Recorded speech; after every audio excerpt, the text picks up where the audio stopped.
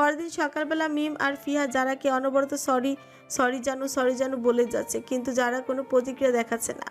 যদি চোখ রাঙিয়ে তাকায় তো আর বেশি করে সরি বলতে থাকে।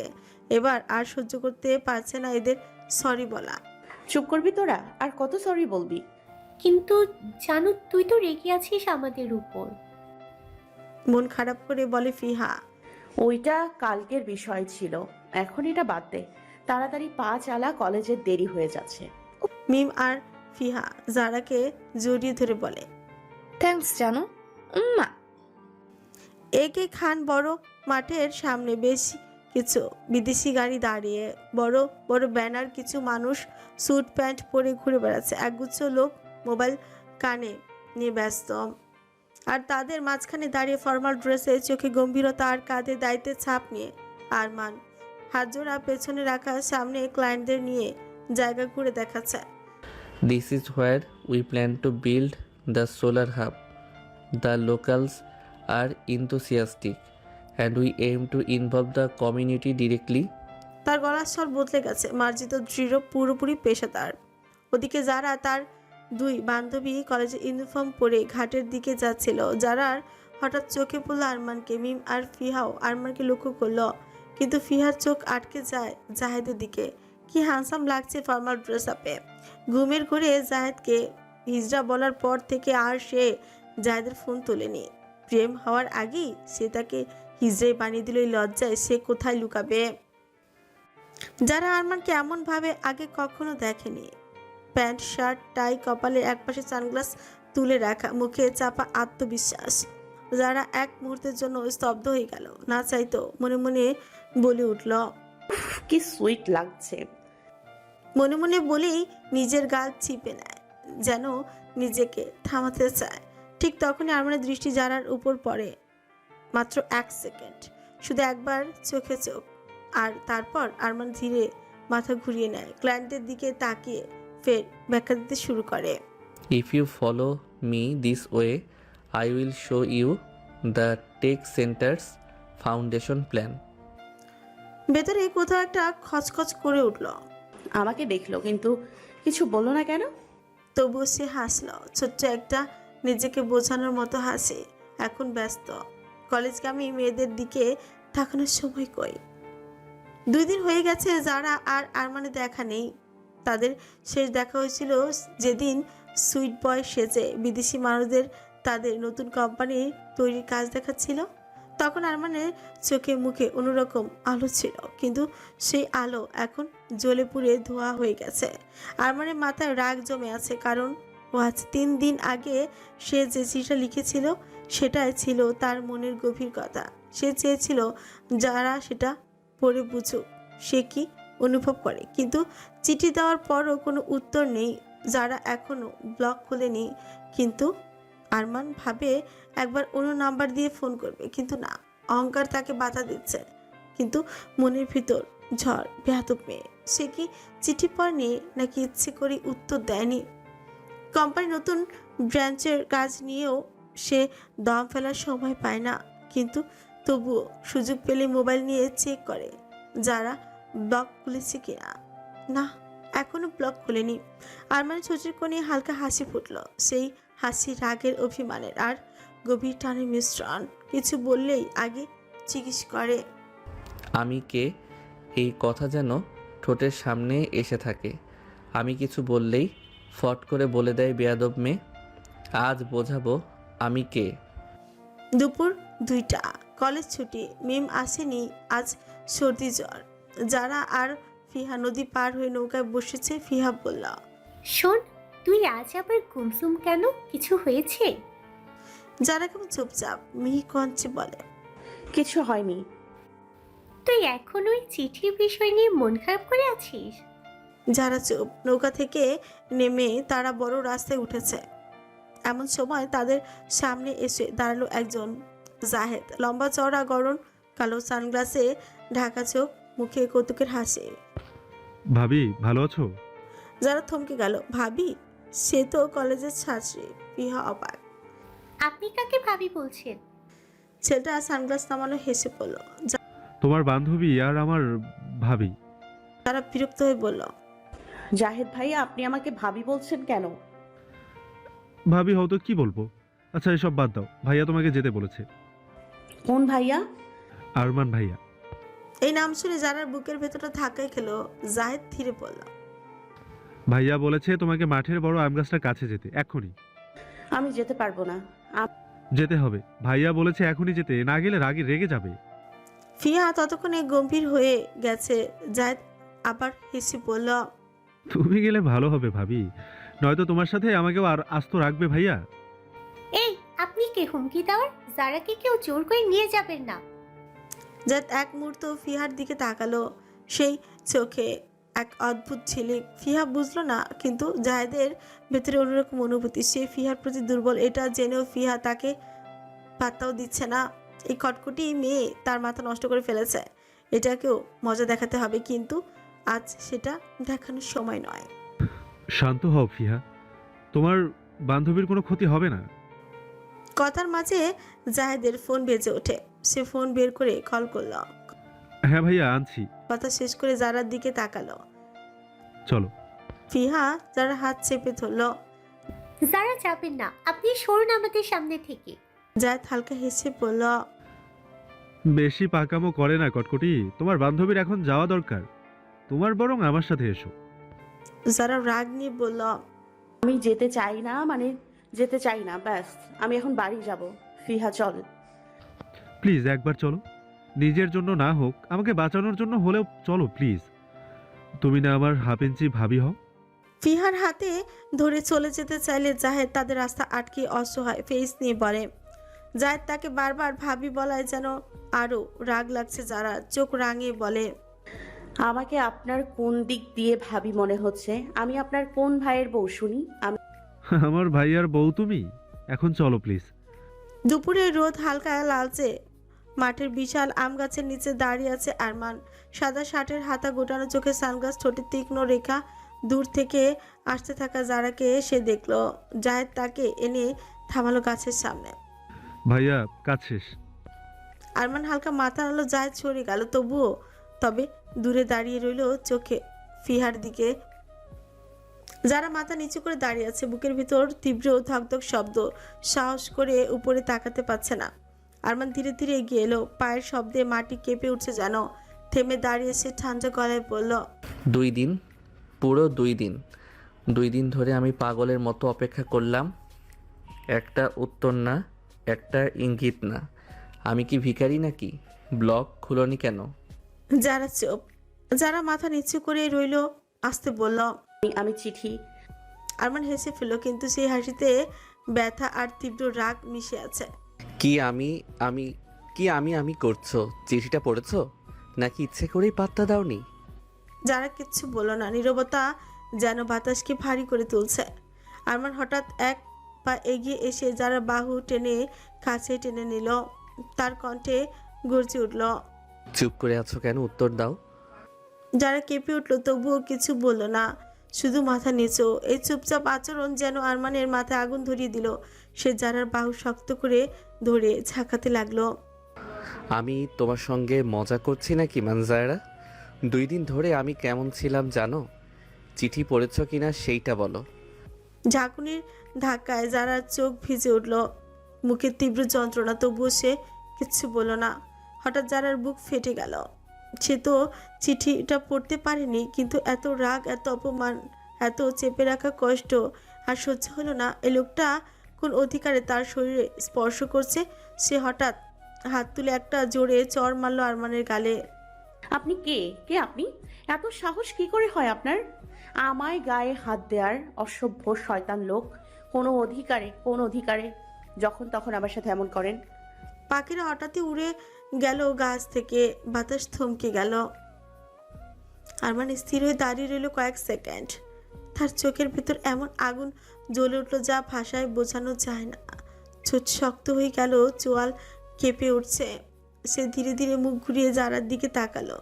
তার চোখে এমন তীক্ষ্ণ দৃষ্টি যে কেউ দেখলে শিউরে উঠবে। এক মুহূর্তে এসে যারা চোয়াল চেপে ধরলো এত শক্ত করে যে যারা ব্যথায় কেঁদে ফেলল। আমাকে চড় মারার সাহস হলো কি করে তোর? যারা হাত দিয়ে চেষ্টা করলো তার হাত ছোটাতে, ছাড়বো না, ছাড়ুন প্লিজ, ছাড়ুন, ব্যথা লাগছে।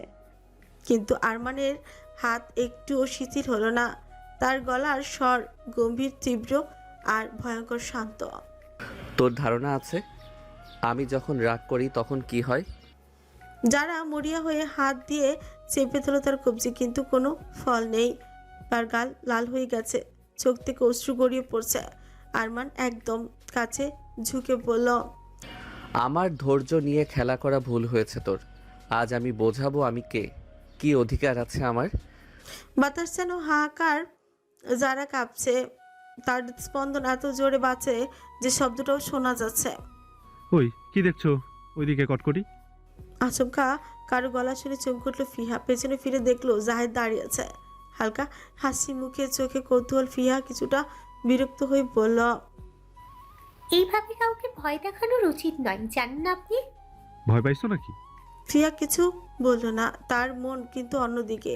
একটু আগে সে দেখেছে আরমান যারার সাথে কথা বলছে, কিন্তু কথার ভঙ্গি এমন যে মনে হয় তর্ক করছে। এই দুদিন ধরে যারা কেমন মনমরা হয়েছিল, আর আজও মুখ ভার ছিল। কিন্তু আরমান ভাইয়ের যারার প্রতি এমন আচরণ তার কাছে স্বাভাবিক মনে হচ্ছে না। বিষয়টা ফিহার চোখ এড়ায়নি, তাই সে হালকা সুকুচকে জাহেদের দিকে তাকালো। আপনি কিছু জানেন? ফিহা জিজ্ঞেস করলো। জাহেদ গম্ভীর হওয়ার ভান করে বলল, জানি তো, কি জানেন? ভাইয়া ভাবির সাথে বোঝাপড়া করছে। বোঝাপড়া মানে? আর ভাবি কে? ভাবি মানে তোমার বান্ধবী। আর ভাবি ভাইয়া চিঠির উত্তর দেয়নি, এই 2 দিন যোগাযোগও করেনি, ব্লকও খোলেনি। ফিহা বিস্মিত হয়ে তাকালো। তার মানে? জায়েদ হেসে ফেলল। তার মানে ভাইয়া যারাকে মানে তোমার বান্ধবীকে লাইক করে, যেমনটা আমি করি তোমায়।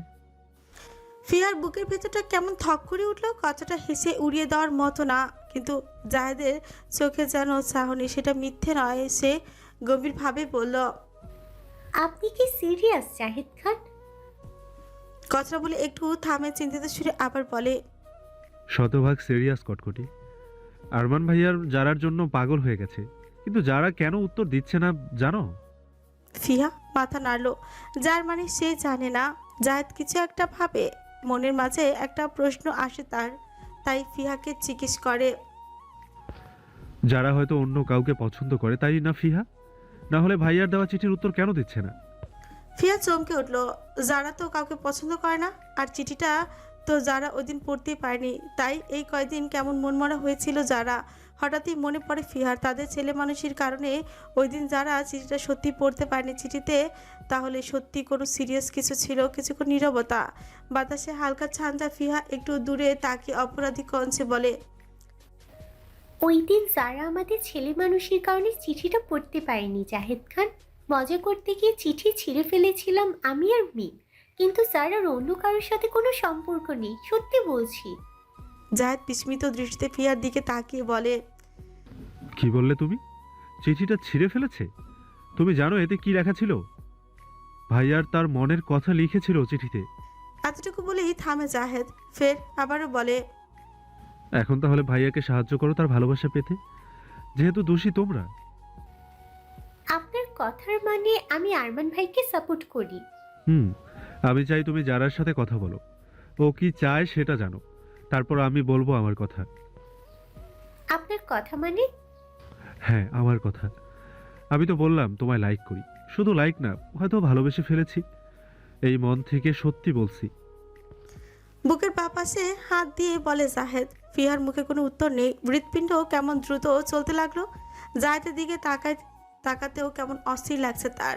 এই লোকটা তাকে সত্যি ভালোবাসে, এটা শোনার পর সে কোথায় লুকাবে খুশিতে, তা মনে মনে খুঁজছে।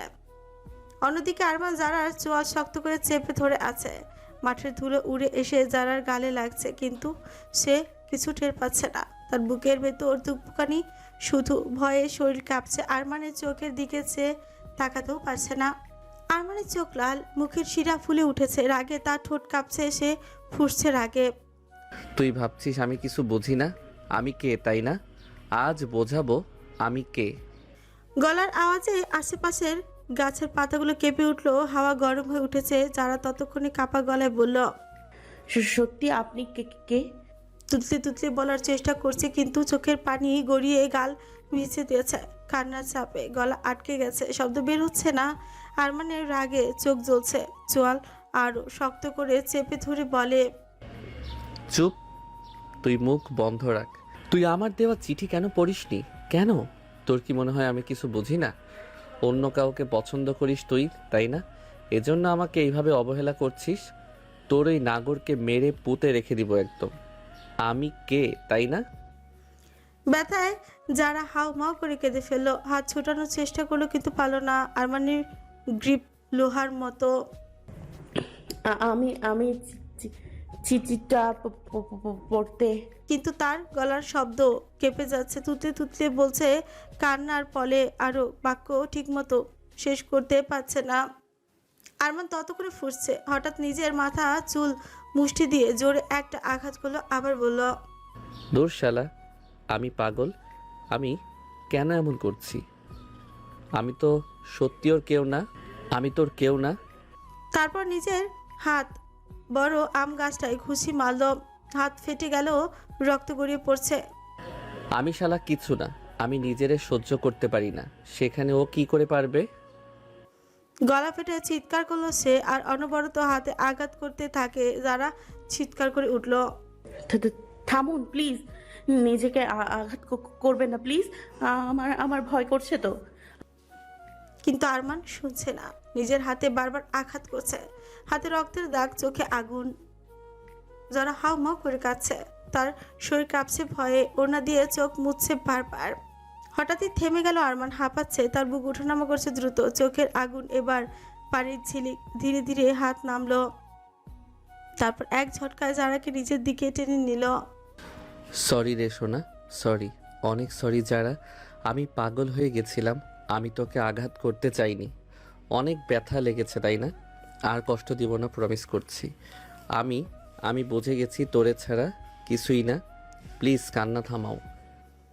যারা চমকে উঠল, কিছু বলার আগে আরমান তার মুখে হাত রাখলো, গালে হাত দিয়ে চোখের পানি মুছলো। গলা কাঁপছে, তার রাগ নেই, আছে অনুশোচনা।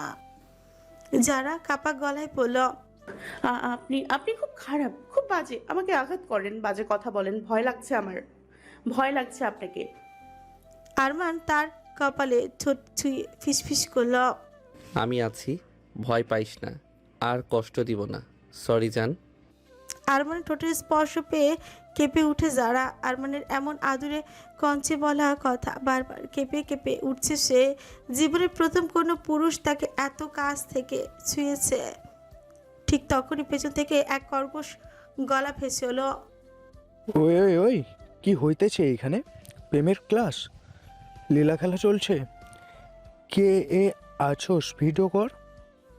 দুজনে চমকে পেছনে তাকালো। রাস্তার ধুলো উড়িয়ে এসে দাঁড়িয়েছে চেয়ারম্যানের ছেলে রহিম, তার সাথে আরো 3 জন বখাটে। রহিমের ছোটে বিষাক্ত হাসে। আর বড় সাহেব যে কি অবস্থা? গ্রামের হাওয়া গরম কইরা রাখছেন দেখতেছি। গ্রামের গল্প কিন্তু মজার হইতেছে। বড় সাহেব গ্রামের সুন্দরী মাইয়ার লগে ফষ্টি নষ্টি করতেছে। যারার মুখ সাদা হয়ে গেল, সে মুখ নিচু করে ফেলল। আরমান দোষ চেপে বলল, কে তুই? এখানে কি তোর? আমি ভালো করে বলছি যা এখান থেকে, নয়তো শেষ করে ফেলবো। রহিম হেসে বলল, ও মেজাজ গরম করেন যা করবার, কিন্তু গ্রামের মানুষ গল্প করব একটু পর। বড় সাহেবের লগে আনিসুর রহমানের মেয়ের যারা সম্পর্ক আছে, এই সত্যি মুছতে পারবেন না। নষ্ট বলবে সবাই ওকে। এতটুকুই বলে থামে রহিম। যারার দিকে তাকিয়ে নোংরা একটা হাসি দিয়ে বলে, মাল কিন্তু সুন্দর আছে। আপনার মজা লওয়া শেষ হইলে আমারও দিয়েন, দেখব না কেমন। এই কথা শোনার সাথে সাথে আরমানের মাথায় আগুন জ্বলে উঠলো। কোনো কথা সুযোগ না দিয়ে সে রহিমের দিকে ঝাঁপিয়ে পড়লো, নাকে মুখে একের পর এক ঘুষি মারলো রহিমকে। মাটিতে লুটিয়ে পড়লো রহিম, নাক মুখ রক্তে ভেসে গেল। রহিমের সঙ্গীরা ঝাঁপিয়ে পড়লো, মারামারি শুরু হলো ভয়ানকভাবে। আরমান একা এতজনের সাথে পেরে উঠছে না। যারা আরমানকে থামানোর চেষ্টা করছে, কিন্তু আরমানের সাথে পেরে উঠছে না সে।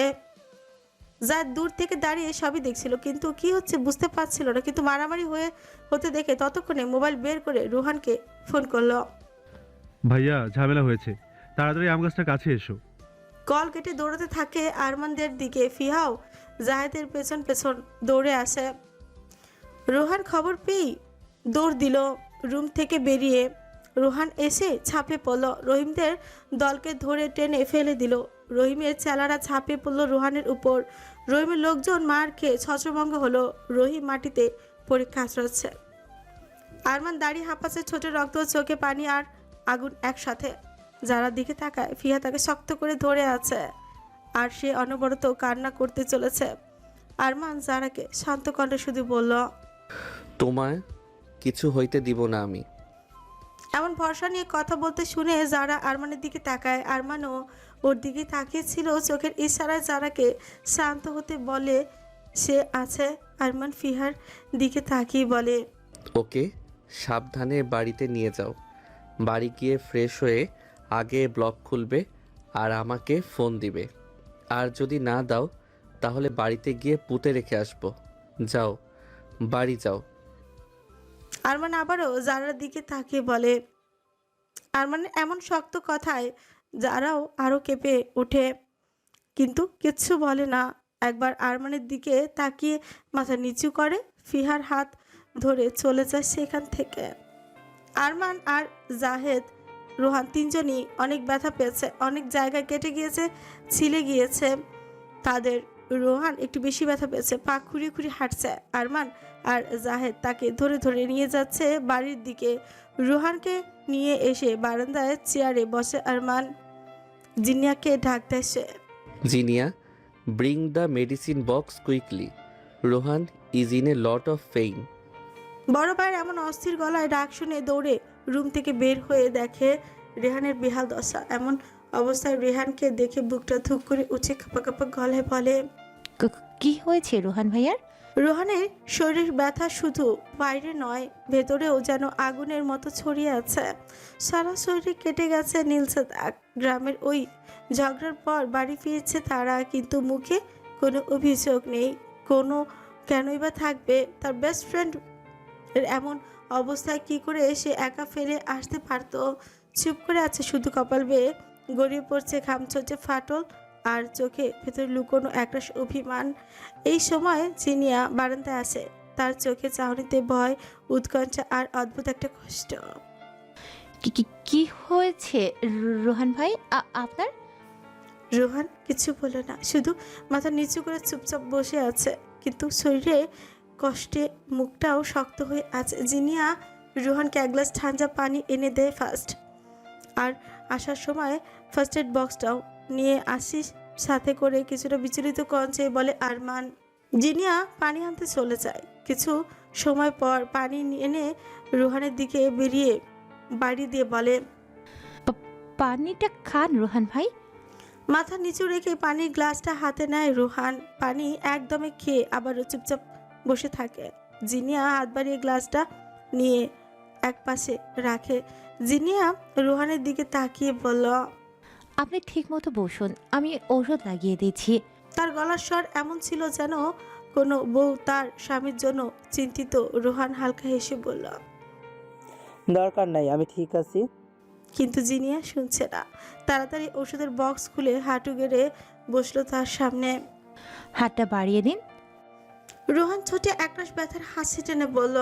জিনিয়া চোখ কুচকে রাগী গলায় বলল, জিনিয়া, লাগবে না এসব, আমি ভালো আছি। চুপ করুন রোহান ভাই, শরীরের অবস্থা দেখেছেন নিজের, কত রক্ত পড়ছে।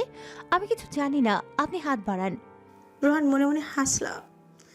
আমায় তো ভালোবাসো না তুমি, তাহলে এত চিন্তা কেন তোমার আমায় নিয়ে?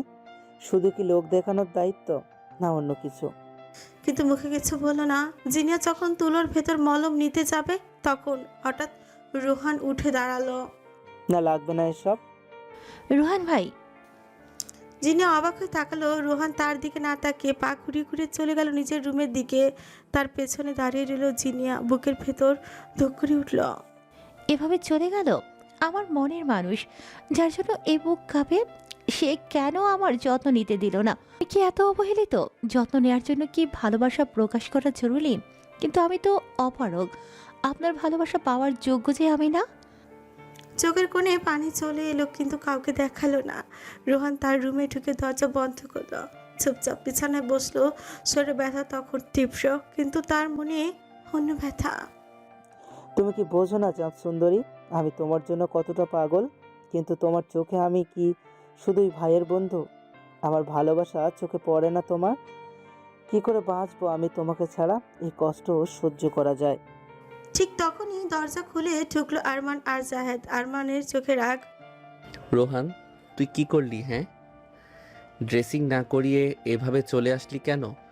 তোর মাথা ঠিক আছে? কিচ্ছু হয় না আমার, আমি ঠিক আছি। চুপ, তোরে আমি চিনি। নিজের শরীরের কি অবস্থা করে বসে আছিস। হিরো সাজতে গিয়েছিলি, সেখানে আমাকে বাঁচাতে গিয়ে নিজের কি অবস্থা করেছিস তুই? আমারে মেরে ফেলবি নাকি, কুত্তার বাচ্চা? আরমানের গলা কাঁপছে রাগে। নিজের বেস্ট ফ্রেন্ডের এই অবস্থা দেখে তার ভেতরটা ফেটে যাচ্ছে। রোহান শুধু নিচের দিকে তাকিয়ে রইল। তার ঠোঁট কাঁপছে, গলা শুকিয়ে গেছে। আরমান, কথা বলবি না? হিরোগিরি করতে গেছিস, আমি বলছি তোকে যেতে। এখন হিরোইন বাঁচাবে না তোমায় এসে। চুপচাপ আমার বোনের কাছে ওষুধ লাগিয়ে এসো। রোহান হঠাৎ মাথা তুলে তাকালো, চোখ লাল। তারপর আরমানের কাছে গিয়ে হঠাৎ গলা জড়িয়ে ধরল। আরমান চমকে গেল, তাকে হঠাৎ এভাবে জড়িয়ে ধরায়। ওই কি হয়েছে? এই রোমান্টিক সিচুয়েশন করে ফেলেছো কেন? হেসে বলল জাহেদ। কিন্তু রোহান কিছু বলছে না, শুধু বুক ফেটে কান্না করছে। তুই পাগল, কান্না করছিস কেন? কি হয়েছে? অনেক ব্যথা করছে? জিনিয়াকে বলবো এসে ওষুধ লাগিয়ে দিতে। আরমান হতভম্ব, তার হাতে ভেজে অস্ত্র। রোহান হাউমা করে কান্না করতে করতে বলল, ভাই তোর বোনটাকে দিবি আমায়? প্লিজ ভাই, দিয়ে দে না ভাই তোর বোনটাকে। ওর এত অবহেলা সহ্য হচ্ছে না আমার। আমি আর পারছি না রে। এই বুকটাই খুব যন্ত্রণা করে, সত্যি বলছি। এই বুকটা লুকিয়ে রাখবো সযত্নে, কোনো আঁচ লাগতে দিব না। দিয়ে দে ভাই, খোদার কসম, জীবনে আর তোর কাছে কিছু চাইবো না। আরমান থমকে গেল, চোখ বড় হয়ে গেল। কি বললি তুই? যায় তো এসে গড়াগড়ি। এইটা কি ফাইটের সিকুয়েল না কি লাভ স্টোরি টুইস্ট? রোহান কাঁদছে, কঞ্চ ভাঙা। আমি তোরে অনেক ভালোবাসি ভাই। আমি তোর বোনের জন্য এত ব্যথা সহ্য করতে পারছি না। ওরে আমি ছাড়া আর কেউ ভালোবাসতে পারবে না। ওকে হারানোর ভয়ে বুকটা কেমন যেন করে ওঠে। এই বুঝি হারিয়ে ফেললাম তাকে। বিশ্বাস কর, আমি ওকে সুখে রাখবো। আমারে শুধু একবার তোর বোনকে দিয়ে দে না ভাই। তার চোখ থেকে অশ্রু গড়িয়ে পড়ছে আরমানের কাঁধে। আরমান কিছুক্ষণ চুপ করে রইল। তার বুকের ভিতর মিশে গেল রাগ, অবাক আর মায়া। শরীরে এই অবস্থা নিয়েও এই গরু তার বোনকে চাইছে। সে কি কখনো বলেছে তার বোন সে দিবে না?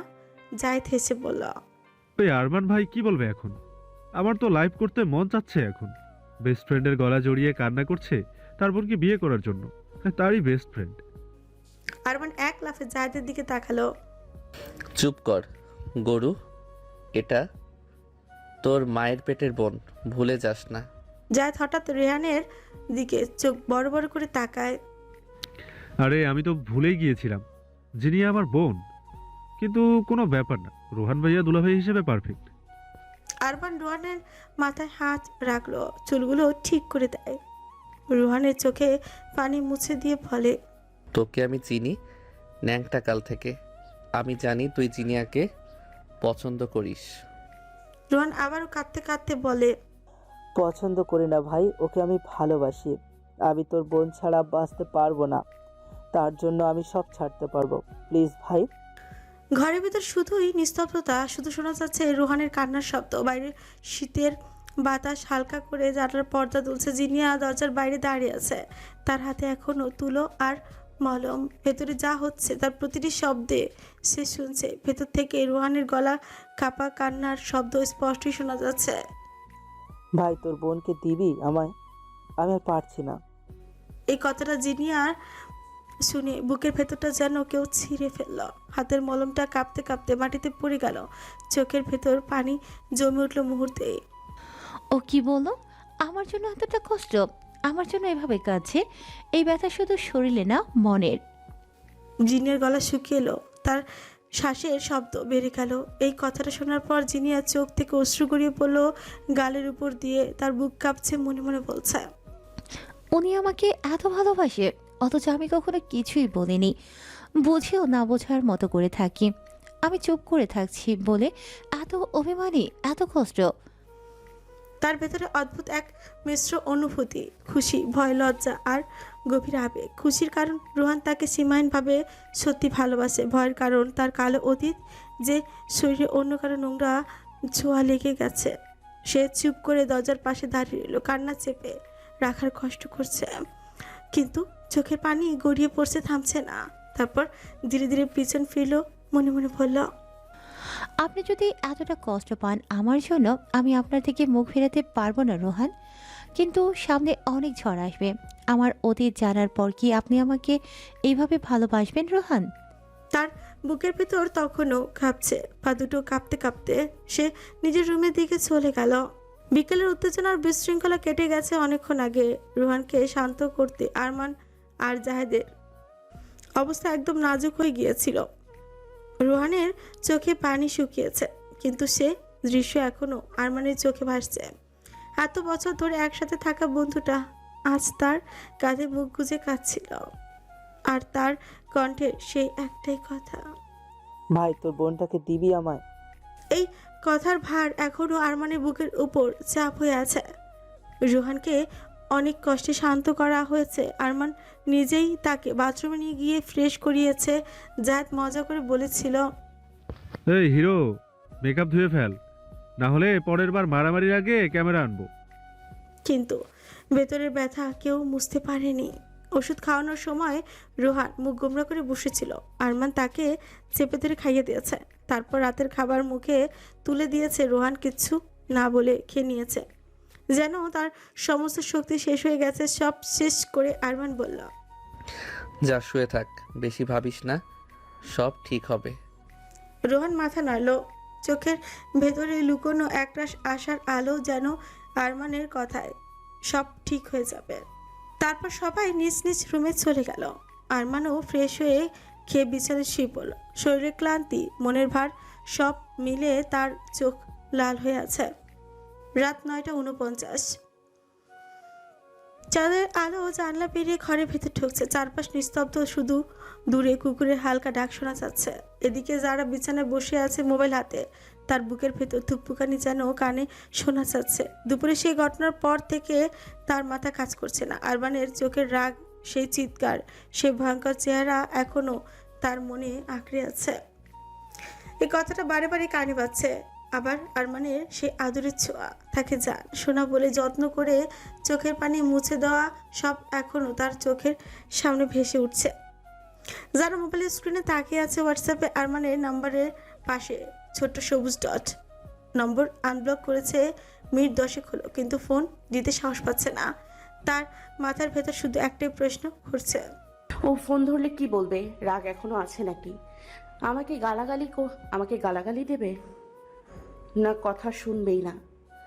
হাতে তালু ঘামে ভিজে গেছে, ঠোঁট শুকিয়ে কাট। অবশেষে অনেক দুনুমুনু করে কল বাটনে চাপ দিল। স্ক্রিনে ভেসে উঠলো কলিং। প্রতিটা রিং তার বুকের ভেতর ধাক্কা দিচ্ছে। হঠাৎ কল রিসিভ হলো। হ্যালো। আরমানের গলা, গা শিউরে উঠলো জারার। ভয়ের চোটে বুকের কলিজা যেন গলায় উঠে এলো। সম্মানের সাথে সালাম দিয়ে সে ভয়ে ভয়ে, আসসালামু, হ্যালো, মানে আলাইকুম। ও না, আলাইকুম সালাম বলেই থেমে গেল। মুখ দিয়ে কি বের হলো নিজেই বুঝতে পারলো না। লাইন এক মুহূর্তেই চুপ। তারপর আরমান ছাঞ্জা গলা, কি বললে? যার হাত কাঁপছে, চোখ দিয়ে পানি গড়িয়ে পড়ছে। আরমান ওই মানে সালাম দিচ্ছি। ভুল সালাম দেওয়ার উপর পিএইচডি করে আছো তুমি। আগে সালাম দেওয়া শিখো, তারপর ফোন দেবে। গলায় সেই রাগী সুর। যারা কেঁপে উঠলো, গলা শুকিয়ে গেল।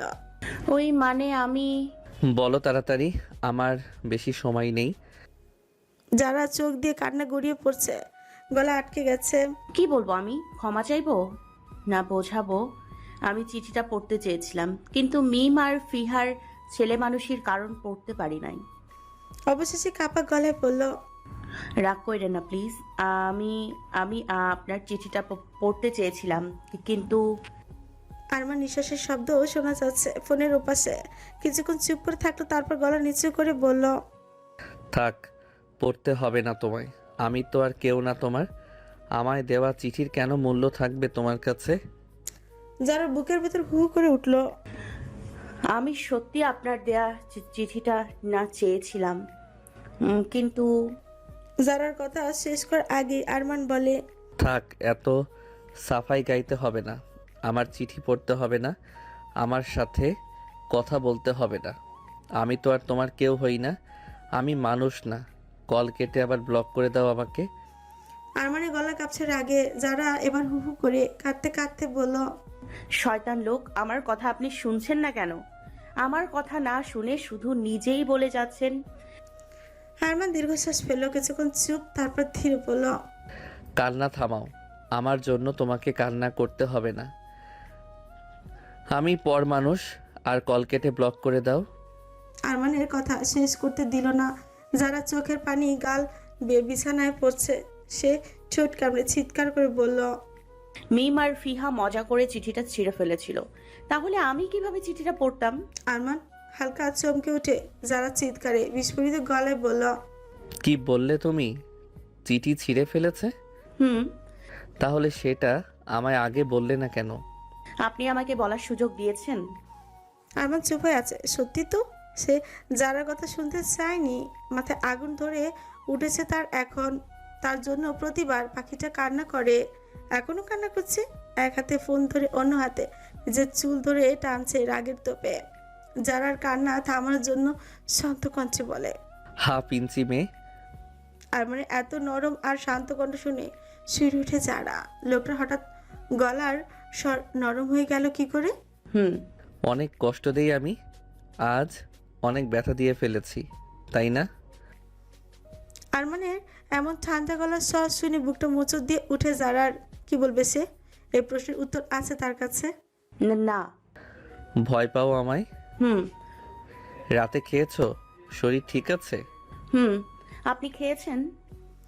যার এমন কাপা কণ্ঠ গলা শুনে ঠোঁট কামড়ে হাসে আরমান। তার পাখি এখন কি সুন্দর করে কথা বলছে। খেয়েছি। আচ্ছা, ঘুমিয়ে পড়ো, অনেক রাত হয়েছে। আরমান কল কেটে দিতে যাচ্ছিল, ঠিক তখনই যারার কণ্ঠ কেঁপে বলে, শুনুন। কথা ভেতরে লুকিয়েছিল ভয়, চিন্তা আর এক অদ্ভুত আকুলতা। দুপুরে সে মারামারি দৃশ্যটা বারবার তার চোখের সামনে ভেসে উঠেছিল। লড়াইয়ের সময় আরমানকে দেখেছিল কাঁধে কেটে গেছে, হাতের চামড়া ছিঁড়ে গেছে, গায়ের রক্ত মাটিতে পড়েছে। বলুন। আপনার শরীর ঠিক আছে? না। আরমান হেসে উঠল, ঠোঁটের কোণে সেই চেনা দুষ্টুমি। শরীর? তুমি তাহলে আমার শরীর নিয়ে এত চিন্তিত? যারা রেগে গেল, কিন্তু তার গলার কম্পন রাগের নয়, অন্য কিছুর। কিন্তু গলায় সংকোচ রেখে যারা বলে, মানে আমি দুপুরে দেখেছি আপনার শরীরে অনেক জায়গায় কেটে গেছে। তুমি আমার শরীরও লক্ষ্য করেছো? হাফ ইঞ্চি মেয়ে। ওই আর কি দেখেছিলাম। বলুন না, ব্যথা করছে? হ্যাঁ। আরমান ধীরে ধীরে গলায় মায়া মিশিয়ে বলল, ব্যথা? তোমার চিন্তায় থাকলে ব্যথা টেরই পাই না, কিন্তু যদি তুমি একটু আদর করে দাও, সব ব্যথা এক নিমিষে উধাও হয়ে যাবে। যারার গাল লাল হয়ে গেল। মুখে সে কিছু বলল না, কিন্তু মনের ভেতর কেমন যেন গরম গরম অনুভূতি ছড়িয়ে গেল। রাগের ভান করে শুধু বলল, হ্যাঁ। ফোনের ওপাশে আরমানের হাসি ভেসে এলো, সেই হাসি যা যারার বুকের ভেতর হঠাৎই ঝড় তুলে দেয়। সকাল 10টা। রোহানের চোখ ধীরে ধীরে, মাথাটা যেন পাথর হয়ে আছে, গলা শুকিয়ে কাঠ। চোখ মেলে প্রথমে বুঝতে পারলো শরীর প্রতিটি অস্থি চঞ্চল করছে। বিছানার চাদরের ওপর নিজের হাত সরানোর চেষ্টা করতে একটা অদ্ভুত টান পড়লো। প্রকুচকে সে মাথা উঁচু করলো, তার হাত কারো হাতে আটকে আছে। রোহানের চোখে বিস্ময় বড় হয়ে গেল। ও সাদা পাতলা পর্দার ফাঁক দিয়ে সকালের আলো এসে পড়েছে সেই মেয়েটার মুখে। চাঁদ সুন্দরী। রোহান যেন কয়েক সেকেন্ড শ্বাস নিতে ভুলে গেল। জিনিয়া মাটিতে গদি পেতে ঘুমাচ্ছে, কিন্তু তার হাত শক্ত করে ধরা রেহানের হাতে চুলগুলো এলোমেলো হয়ে কপালে পড়ে আছে, ঠোঁটে হালকা খোলা, মুখে অদ্ভুত ক্লান্তি, কিন্তু সেই ক্লান্তির মধ্যেও কোমল শান্তি। এখানে চিনিয়া। রোহান পিপির করে বলল। কিভাবে, কেন? জাহিদ কোথায়? মাথার ভেতর হাজারটা প্রশ্ন ভিড় করলো। রোহান হাত ছাড়ানোর চেষ্টা করলো, কিন্তু পারল না। কোনো বাধা নেই, তবুও তার মনের ভেতর অদ্ভুত কিছু টেনে ধরেছে। সে আস্তে করে জিনিয়ার মুখের উপর পড়া চুলগুলো সরিয়ে দিল।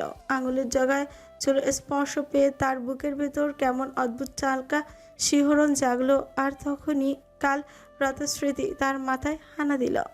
ফ্ল্যাশব্যাক। রাত ৩টা আর ঘর অন্ধকার, শুধু জানলা দিয়ে আসা চাঁদের আলোয় রোহানের ঘর ম্লান আলোয় ঢাকা। বিছানায় শুয়ে রোহান কাঁপছে, তার শরীর জ্বরে পুড়ছে, ঠোঁট শুকিয়ে গেছে। সে একবার উঠে বসার চেষ্টা করলো, কিন্তু মাথা ঘুরে গেল। ঠোঁট কামড়ে সে বিছানায় গা এলিয়ে দিল। কি হবে এখন? আরমানের শরীরও খারাপ, কাউকে ডাকার মতো শক্তি নেই। পাশে শুয়ে আছে জাহেদ, মোবাইলটা পাশে আছে, কিন্তু রোহান চোখ বুঝল। শরীরের ভেতর জ্বালা, মাথার ভেতর যেন আগুন জ্বলছে। তারপর শেষমেশ অনেক কষ্টে করে জাহেদকে ডাক দেয়। জাহিদ? উঠল না সে, তাই আরও কয়েকবার ডাকে। রোহানের এমন কাতর কণ্ঠ শুনে ধরফড়ি উঠে বসে জাহেদ। রুমের লাইট অন করে এসে রোহানের দিকে তাকিয়ে আটকে ওঠে জাহেদ। চোখ মুখ কেমন হয়ে আছে। জাহেদ চোখ বিস্ময় বড় হয়ে গেল। রোহান ভাইয়া, এই কি হয়েছে? তোমার চেহারা এরকম কেন? রোহান কষ্টে হাসলো। জ্বর। আর কিছু বলতে পারলো না। বিছানায় নেতিয়ে পড়েছে রোহান। রোহানের এই অবস্থা দেখে ভয় পেয়ে যায় জাহেদ। এখন সে কি করবে? কিভাবে সামলাবে রোহান ভাইকে? রোহানকে ধরে বিছানায় ভালো করে শুয়ে দিল। তার শরীরে হাত দেওয়া যাচ্ছে না জ্বরের তাপে। আল্লাহ, তোমার গা জ্বরে আগুনের মতো গরম হয়ে আছে। তুমি শুয়ে থাকো, আমি এক্ষুনি আসছি। রোহান কিছু বলার চেষ্টা করলো, কিন্তু জাহেদ তার কথা শুনলো না। হন্তদন্ত ওই রুম থেকে বেরিয়ে হয়ে জিনিয়াকে ডাকে। আরমানকে ডাক দিতে গিয়েও দেয় না জাহেদ। হয়তো বড় ভাইয়ের শরীর বেশি ক্লান্ত। একটু পর জিনিয়াকে নিয়ে ফিরে এলো। রোহানের এই অবস্থা দেখে জিনিয়া কান্নাই করে দেয়। কয়েক ঘন্টার মধ্যে কি থেকে কি হয়ে গেছে মানুষটা। মুখের দিকে তাকানো যাচ্ছে না। বিছানার দিকে এগিয়ে এসে রোহানের কপালে হাত রেখে জ্বর পরীক্ষা করে। রোহানের শরীরে হাত রাখা যাচ্ছে না। চোখে অশ্রু নিয়ে কাঁপা কাঁপা গলায় জাহেদকে বলে, ভাইয়া, আমাকে এক বালতি পানি এনে দেবে? জাহেদ বোনের কথা বিনা বাক্যে পানি আনতে চলে যায়। ঠান্ডা পানি দিয়ে শরীর মোছার কারণে রোহান কেঁপে কেঁপে উঠছে। ঠান্ডা পানির ছোঁয়া যেন আগুনের মধ্যে হাওয়া। রেহান হালকা শ্বাস ফেলে চোখ মেলার চেষ্টা করলো। রোহান ঠান্ডা পানি সহ্য করতে পারছে না বলে আবারও বলে। জিনিয়া বলে, জাহেদ ভাইয়া, একটু গরম পানি নিয়ে আসবে? উনি ঠান্ডা পানি সহ্য করতে পারছে না। ঠিক আছে। জাহেদ পানি আনতে গেল।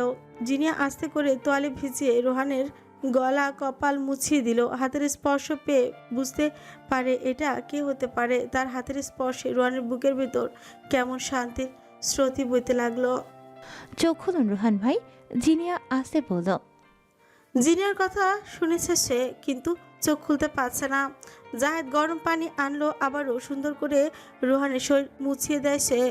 ওষুধ খাইয়ে দিয়ে জিনিয়া তার হাতে ব্ল্যাঙ্কেট টেনে দেয়। শরীরের জ্বরটা কিছুটা কমলো। আপনি ঘুমান। জিনিয়া আসতে বলল, জ্বর। তুমি চলে যাও। না, আমি যাব না। জাহেদ পাশে দাঁড়িয়ে ছিল, কিন্তু চোখে ঘুমের ভর করেছে। জিনিয়া সেটা টের পেয়ে বলল, তুমি বরং জেরিনের সাথে ঘুমাও, আমি থাকছি। কিন্তু প্লিজ ভাইয়া। যা তার কিছু না বলে চলে গেল। ঘরে শুধু রোহান আর জিনিয়া। রাতের নীরবতায় শুধু ভেজা তোয়ালে পানিতে ডোবানোর শব্দ। জিনিয়া বারবার ভেজা কাপড় বদলাচ্ছে, রোহানের কপালে হাত রাখছে। তার হাতের স্পর্শ কেমন ঠান্ডা লাগছে, যেন জ্বরের উত্তাপ চুরি করে নিচ্ছে। তুমি চলে যাও। এত কষ্ট করতে হবে আমার জন্য? কথা বলবেন না। শক্ত একটা ধমক দিল জিনিয়া। সারা রাত জিনিয়া জেগে থাকলো, কপালে হাত, শরীর মুছিয়ে ঠান্ডা পানি বদলে। যখন রোহানের একটু জ্বর কমলো, তখনই তার চোখের ভারে জিনিয়ার মাথা নুয়ে গেল। হাতটা শক্ত করে রোহানের হাতে রেখে ঘুমিয়ে গেল। বর্তমান রোহান কিছুক্ষণ জিনিয়ার মুখের দিকে তাকিয়ে থাকলো। চোখের নিচে হালকা কালো দাগ পড়েছে। সারা জেগে থাকা প্রিয়মান তার বুকের ভেতর হালকা কষ্টে ঢেউ উঠল। এই মেয়েটা সারা রাত জেগেছে শুধু আমার জন্য, কিন্তু আমার জন্য কেন এত কষ্ট করলে তুমি? তুমি তো আমায় ভালোবাসো না চাঁদ সুন্দরী? হাত ছাড়াতে গিয়েও পারল না। মনের ভেতর অদ্ভুত একটা টান। উল্টে আঙুলের ডগা দিয়ে জিনিয়ার চুলের গোড়া ছুঁয়ে দিল। চুলের গন্ধ তার নাকে এলো, হালকা শ্যাম্পুর মিষ্টি সুবাস। রোহান নিজেকে সামলাতে পারল না, ফিসফিস করে বলল। ধন্যবাদ চাঁদ সুন্দরী। তার শব্দে হয়তো নড়ে চড়ে উঠল মির্জা। চোখের পলকে পাপড়ি কাঁপল।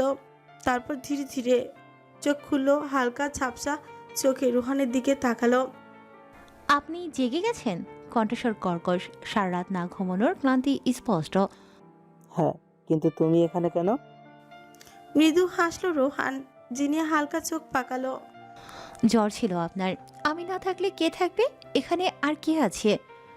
রোহান কিছুক্ষণ চুপ করে তাকিয়ে রইল। তার বুকের ভেতর যেন কিছুটা গলগল করছে। তুমি সারা রাত জেগেছো আমার জন্য? জিনিয়ার ছুট কামড়ালো। হুম। উঠে বসলো জিনিয়া। নিজের হাতের উপর হাত রেখে চের পেল, কেমন ব্যথা করছে। রাতভর তো হাত নাড়িয়েছে, তোয়ালে চিপেছে। রোহান হঠাৎ হাত বাড়িয়ে তার হাত ধরে ফেলল। তোমার হাত লাল হয়ে গেছে। ও ও কিছু না। জিনিয়া হাত ছাড়াতে চাইলো, কিন্তু রোহান শক্ত করে ধরে রাখলো। আমার জন্য এত কষ্ট কেন করলে? আমায় তো ভালোবাসো না তুমি তাহলে? দয়া করে এই মা মরা ছেলেকে সেবা করতে এসেছো? মামরার ছেলে, কথাটা শুনে জিনিয়ার খুলিছে টান লাগে। বুকটা মুচড়ে দিয়ে উঠে। সে তো দয়া দেখাতে আসেনি। জিনিয়া হালকা রাগী গলায় বলল। চুপচাপ বসে থাকেন, আমি জাহিদ ভাইয়াকে দিয়ে খাবার আর ওষুধ পাঠিয়ে দিচ্ছি। রোহান হালকা হেসে বলে। এত চিন্তা করতে হবে না, তুমি তো সারা রাত করেছো অনেক আমার জন্য। হ্যাঁ করব, আপনার এখনো জ্বর আছে। সে উঠে গেল। রোহান তার পেছনের দিকে তাকিয়ে রইল। হালকা সাদা কটন কুর্তি, চুল খোলা, ক্লান্ত অথচ মায়াবী মুখ। রোহান মাথা ঠুকলো বিছানায়। তুমি কেন এত আলাদা জিনিয়া? আমার ভালোবাসা কেন গ্রহণ করছো না তুমি? খুব কষ্ট হয় তোমার জন্য। এই বুকটাই কেমন তোমার জন্য আমার বুক কেঁপে ওঠে বারবার। বিকেল ঠিক 4টা। আরমান আর জাহেদ নতুন কোম্পানির কাজকর্ম কেমন চলছে তা দেখতে একসাথে বের হয়েছে। রোহানও তাদের সাথে আসতে চেয়েছিল, কিন্তু আরমান তাকে নিয়ে আসেনি। শরীর তার এমনিতে ঠিক নেই। একদিনের জ্বর ওকে একেবারে জব্দ করে ফেলেছে।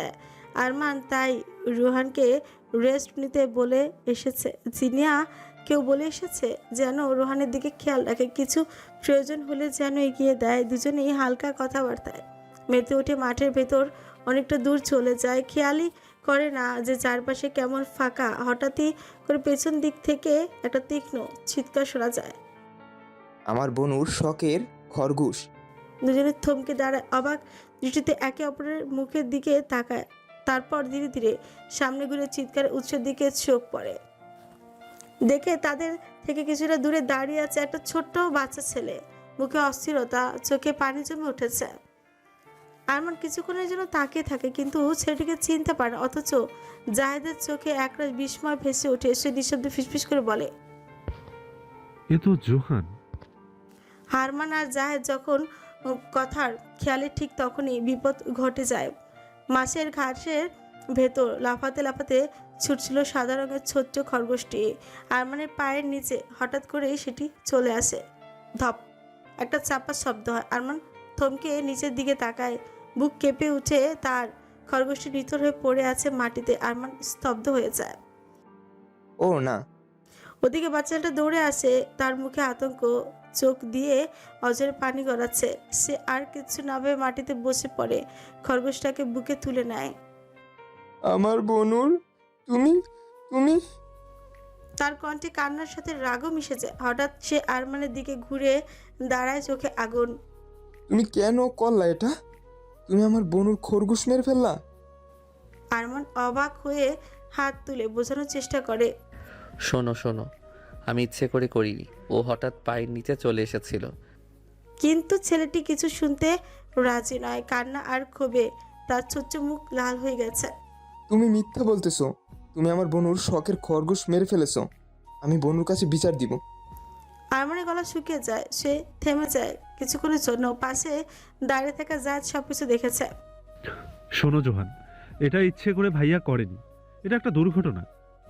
যাদের কথা শুনে আরমানের মনে হলো সে এই বাচ্চা ছেলেটাকে আগে থেকে চেনে। তাই আরমান জায়েদের দিকে প্রশংসক দৃষ্টিতে তাকায়। জায়েদ আরমানের দৃষ্টিতে বুঝতে পারে, তাই বলে। আরে ভাইয়া, এটা তোমার একমাত্র শালা। আরমান অবাক হয়ে বলে, শালা? হ্যাঁ, ভাবির ছোট ভাইও। জায়েদের মুখে শুনে আরমান থমকে দাঁড়ালো। চোখ এই ছেলে আমার একমাত্র শালা?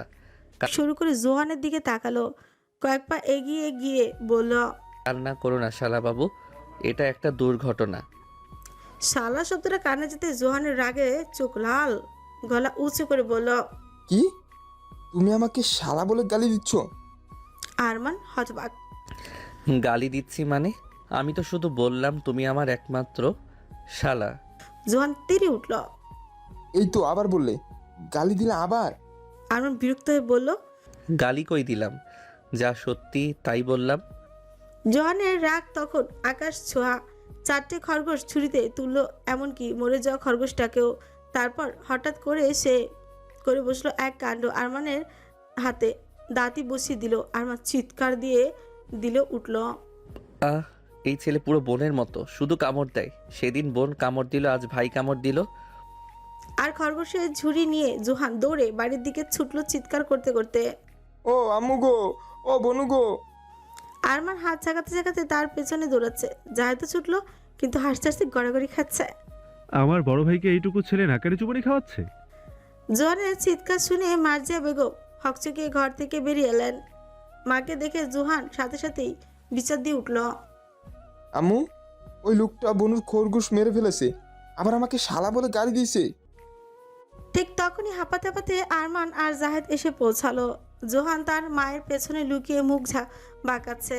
আরমান তাকালো মার্জিয়া বেগমের দিকে, মনে মনে ভাবলো, হুবহু জারার মতো দেখতে, ছোটখাটো মহিলা, মনে হয় জারার বড় বোন হইবে।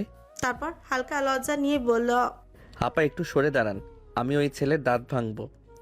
জায়েদের মাথায় হাত। হায় আল্লাহ, ভাইয়া নিজের না হওয়া শাশুড়িকে আপা বলছে।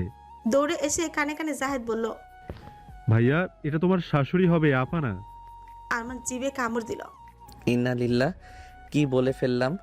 কিন্তু নিজের মনে ভাবলো, দোষটা আমার না, জারার মতোই দেখতে তো তিনি, ছোটখাটো।